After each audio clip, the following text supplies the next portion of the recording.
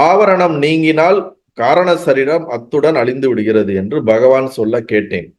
அதன் பிறகு ஞானியின் வாழ்க்கை என்னவாகிறது? ஆவரணம் நீங்கினால், ஆவரணம்னா என்ன? மறைப்பு. அறிவிலே ஏற்படுகின்ற ஒரு மறைப்பு, ஒரு இருள், ஒரு டார்க்னஸ். நமக்கு ஒரு ஒரு ஓரளவுக்கு டார்க்னஸ்ல நமக்கு பொருள் சரியா தெரியாது. லைட் நல்லா பிரகாசமா இருந்தா அந்த பொருள் நல்லா தெரியும். அந்த போல நம்ம அறிவுல ஏதோ ஒரு டார்க்னஸ், ஒரு ஒரு மறைப்பு ஏற்பட்டா அதுதான் ஆவரணம். அது நீங்கினால் மீன்ஸ் கிளாரிட்டி ஏற்பட்டுச்சுன்னா காரண சரீரம் அத்துடன் அழிந்து விடுகிறது என்று பகவான் சொல்ல கேட்டிருக்கிறேன். சரீரம் நமக்கு 3 சரீரம் இருக்குங்க மேஜரா. ஸ்தூல, சூட்சம, காரண சரீரங்கள். ஸ்தூல பஞ்சபூதத்தினால் ஆனது இந்த ஸ்தூல சரீரம். நாம அவங்க எல்லாருக்கும் இருக்குல்ல இந்த சரீரம். மனதினால் ஆனது சூட்சம சரீரம். மனதுக்கு மூலமா இருக்கிறது காரண சரீரம். 3 சரீரம் இருக்கு. காரணத்திலிருந்து சூட்சமம், சூட்சமத்திலிருந்து ஸ்தூலம். இப்ப ஸ்தூலம் சூட்சமத்துல ஒடுங்கும், சூட்சம காரணத்துல ஒடுங்கும். அந்த காரணம் கான்சியஸ்ல ஒடுங்கும். அதுதான் வழி. ஸோ இப்ப ஒரு என்லைட்டன் பர்சனுடைய காரண சரீரம் அழிஞ்சிடுதுன்னு சொல்றீங்க. அப்ப அவன் ரியலைஸ் ஒரு எக்ஸ்பீரியன்ஸ் பண்றான், என்லைட்டன் எக்ஸ்பீரியன்ஸ் அவனுக்கு நடக்குது. நடந்ததுக்கு அப்புறம் அவனுக்கு காரண சரீரம் அழிஞ்சிடுது. ஏன்னா அவனுக்கு மறைப்பு போயிடுது, ஆவரணம் போயிடுது. அறியாமைதான் காரண சரீரம். அப்ப அவனோட வாழ்க்கை என்ன ஆகுங்கிறது தான் கேள்வி. அப்ப அதுக்கு பகவான் சொல்றாரு, காரண சரீரம் ஒளிந்தால் அத்துடன் ஜீவனது அனந்த ஜென்ம கர்ம குவியலாம் சஞ்சிதம் ஒளிகிறது. அகந்தையற்று போவதால் இனிமேல் பயன்கள் வருவிக்கக்கூடிய ஆகாமி எனப்படும் கர்மங்களும் அவனுக்கு இல்லை. ஏற்கனவே தற்சமயம் இருக்கும் உடலையொட்டி நிகழ்ந்து வரும் பிராரப்த கர்மம் ஓய்ந்ததும் இவ்வுடல் விழுந்துவிடும். ஆனால் ஞானி பிராரப்தத்தை நான் அனுபவித்துக் கொண்டிருக்கிறேன் என்று எண்ணான். அதாவது கர்மங்கள் 3 இருக்கிறது. சஞ்சித கர்மம், பிராரப்த கர்மம், ஆகாமி கர்மம்.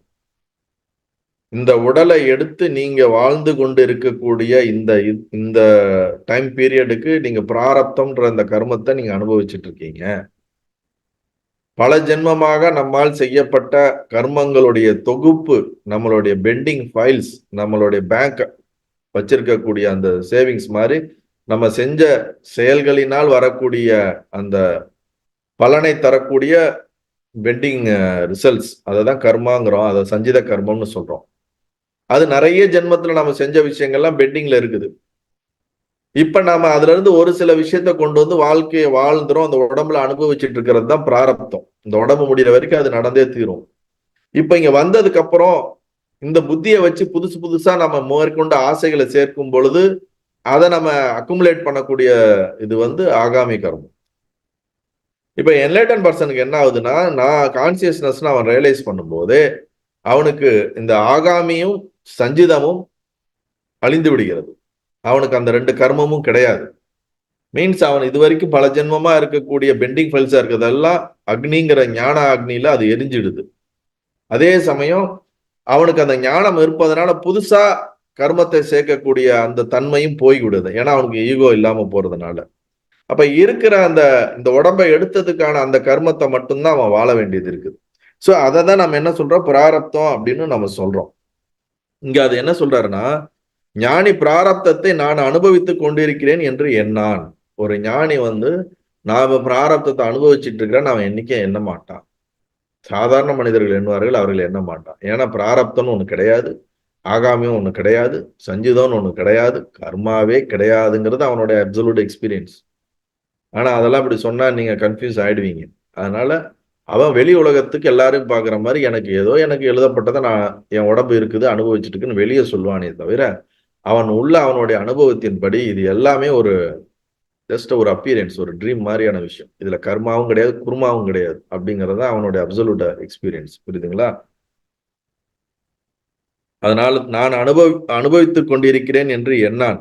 உடல் ஏற்றம் இருந்து கொண்டிருந்தாலும் அவன் அசரீர பிரம்மமாகவே இருந்து கொண்டிருப்பான்.